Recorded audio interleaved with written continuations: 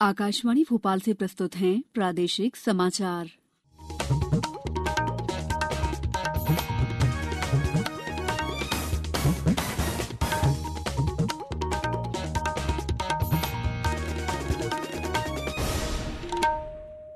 नमस्कार, समाचारों के साथ मैं दीपा सिंह।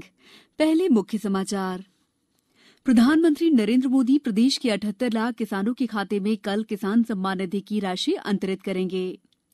केंद्र सरकार ने कृषि कानून का विरोध कर रही किसान यूनियनों को पत्र लिखकर बातचीत के लिए फिर से आमंत्रित किया।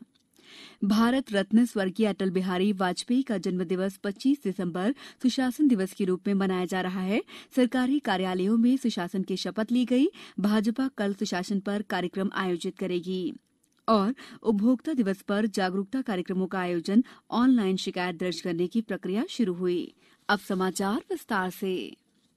प्रधानमंत्री नरेंद्र मोदी कल प्रधानमंत्री किसान सम्मान निधि के अंतर्गत वित्तीय लाभ की अगली किस्त जारी करेंगे। 9 करोड़ से अधिक लाभार्थी किसान परिवारों के खातों में 18,000 करोड़ रुपए से अधिक की राशि अंतरित की जाएगी। इस कार्यक्रम के दौरान वीडियो कॉन्फ्रेंस के जरिए प्रधानमंत्री 6 राज्यों के किसानों से संवाद भी करेंगे। इस अवसर पर प्रधानमंत्री किसान निधि के अंतर्गत देश के लगभग 9 करोड़ किसानों के खातों में 18,000 करोड़ रुपए की राशि उनके बैंक खातों में अंतरित करेंगे। मुख्यमंत्री शिवराज सिंह चौहान ने बताया है कि इसमें मध्यप्रदेश के 78 लाख किसान शामिल हैं। उन्होंने कहा कि किसानों के हित में इस योजना में मध्यप्रदेश में 2-2 हजार रुपए की 2 अतिरिक्त किश्तें जोड़कर योजना में किसान को 10,000 रुपए वार्षिक दिए जाने का प्रावधान कर योजना की उपयोगिता बढ़ा दी गई है। केंद्र सरकार ने किसान यूनियनों को पत्र लिखकर बातचीत के लिए फिर से आमंत्रित किया है और उनके द्वारा उठाए गए सभी मुद्दों पर विचार विमर्श कर उनका समाधान खोजने का अपना संकल्प दोहराया है। सरकार ने किसानों से कहा है कि वे अगले दौर की बातचीत की तारीख और समय के बारे में फैसला करें।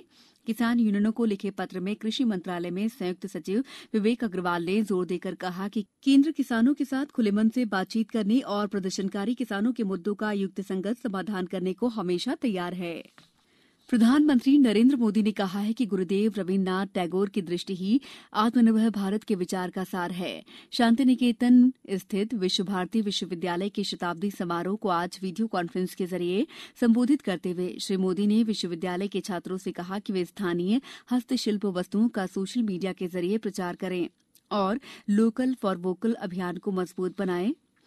प्रधानमंत्री ने अपने भाषण का समापन टैगोर की कविता से करते हुए छात्रों का आह्वान किया कि वे नई संभावनाओं का द्वार खोलें और गुरुदेव के विचारों और दर्शन का प्रचार करें। प्रधानमंत्री ने कहा कि विश्व भारती ने हमें प्रकृति के साथ रहना सिखाया है। भारत अंतर्राष्ट्रीय सौर गठबंधन के माध्यम से पर्यावरण संरक्षण में भी दुनिया में अग्रणी है। समारोह को संबोधित करते हुए केंद्रीय शिक्षा मंत्री रमेश पोखरियाल ने कहा कि नई शिक्षा नीति में प्रतिभा के साथ ज्ञान पर जोर दिया गया है। मध्य प्रदेश माध्यमिक शिक्षा मंडल ने अगले साल होने वाली 10वीं और 12वीं कक्षा की परीक्षाओं के पैटर्न में बदलाव किया है। इस बात की जानकारी शिक्षा विभाग ने ट्वीट के जरिए दी है। नए पैटर्न के हिसाब से 2020-21 सत्र से 10वीं और 12वीं बोर्ड परीक्षाओं में अब सभी विषयों में 30% ऑब्जेक्टिव आधारित प्रश्न, 30% सब्जेक्टिव आधारित प्रश्न और 40% तार्किक प्रश्न होंगे। इसके साथ ही दीर्घ उत्तरीय प्रश्नों को परीक्षा में नहीं शामिल करने का निर्णय लिया है। वहीं बोर्ड ने 10वीं और 12वीं परीक्षा की ऑनलाइन परीक्षा फॉर्म भरने की तारीख भी बढ़ा दी है। अब अभ्यर्थी 31 दिसंबर तक ऑनलाइन आवेदन कर सकेंगे। समाचारों में वक्त है ब्रेक का। कोविड-19 से बचाव और सुरक्षित रहने के 3 उपाय। मास्क लगाएं, 2 गज दूरी है जरूरी, सुरक्षित दूरी रखें, हाथ और मुंह साफ रखें। ब्रेक के बाद समाचारों में आपका एक बार फिर स्वागत है। पूर्व प्रधानमंत्री भारत रत्न स्वर्गीय अटल बिहारी वाजपेयी के जन्मदिवस के अवसर पर पूरे देश के साथ साथ मध्य प्रदेश में कल 25 दिसंबर को किसान कल्याण कार्यक्रम सहित विभिन्न कार्यक्रम आयोजित किए जाएंगे।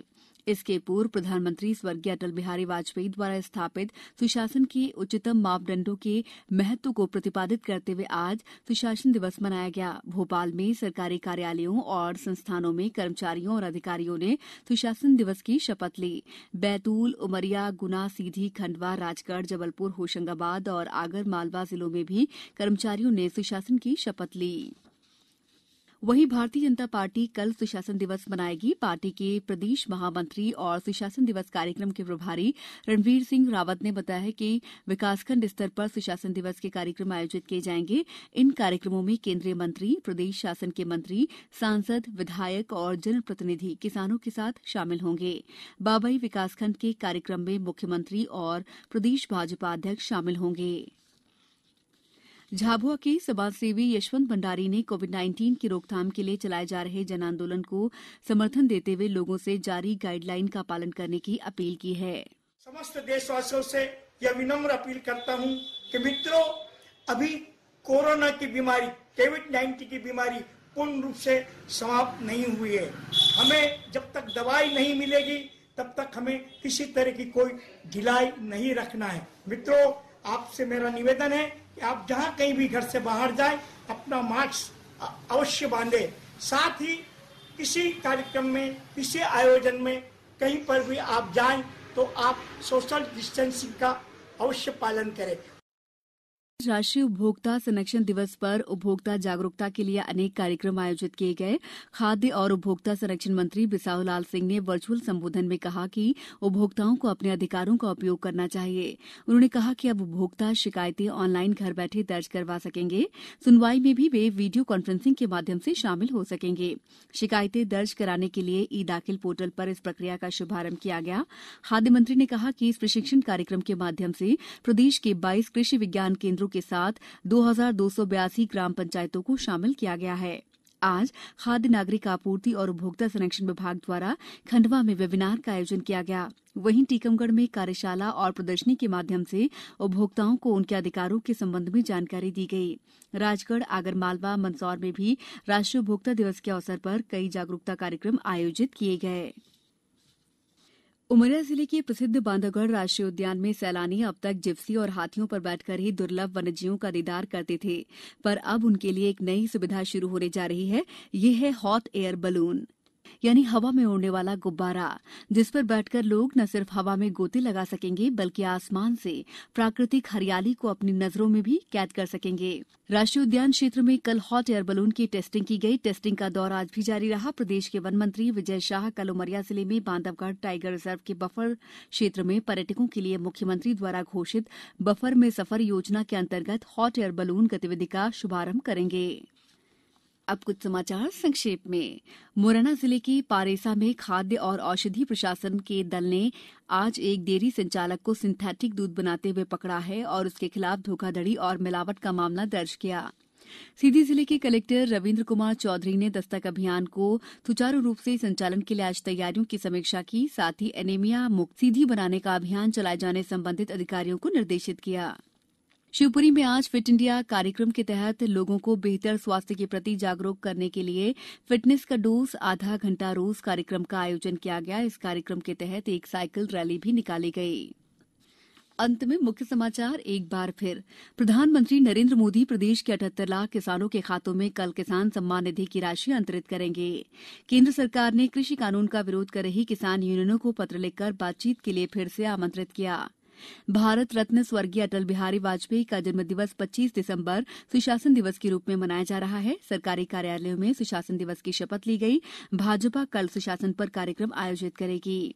और उपभोक्ता दिवस पर जागरूकता कार्यक्रमों का आयोजन, ऑनलाइन शिकायत दर्ज करने की प्रक्रिया शुरू हुई। बुलेटिन के अंत में आप सभी से एक अपील, मास्क और 2 गज की दूरी, हाथ धोना भी है जरूरी। नमस्कार।